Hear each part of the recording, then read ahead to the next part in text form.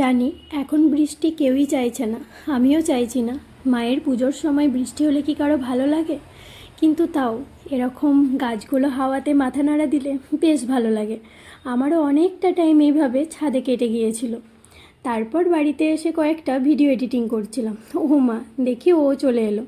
দেখো কি কাণ্ড।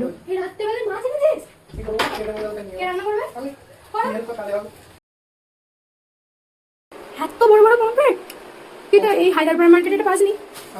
কোথায় গিয়েছিলি? আমাকে নিয়ে গেলি না কেন?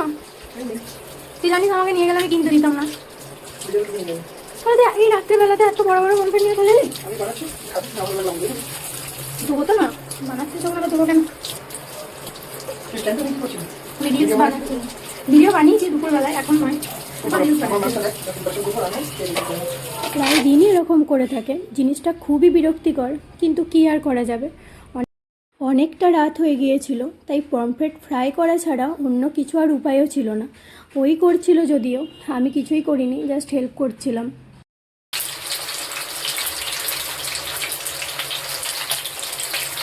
জলদি এই পমফ্রেট মাছের ফ্রাইটা খেতে কিন্তু অসাধারণ লাগে।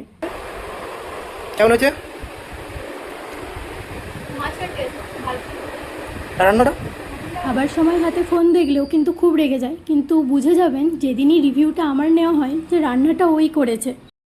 যাই হোক, এখন সবাইকে টাটা। আমার ভিডিওগুলো যদি ভালো লাগে একটা লাইক, কমেন্ট, শেয়ার করে দেবেন। আবার পরে আসবো অনেক অনেক ভিডিও নিয়ে।